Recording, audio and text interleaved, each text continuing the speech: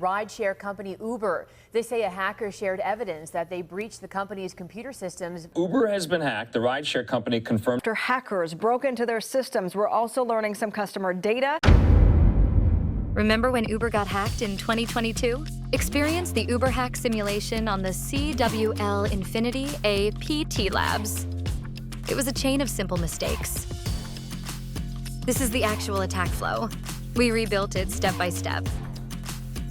The attacker spammed login requests until the employee finally tapped approve. That single tap opened Uber's internal network. Inside, they found passwords saved in a file, something that should never exist. Then they moved into the system that controls admin access. And just like that, chats, tools, admin panels, everything.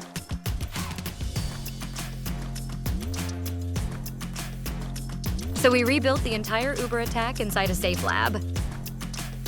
You don't read about it, you practice it. Want to explore it yourself?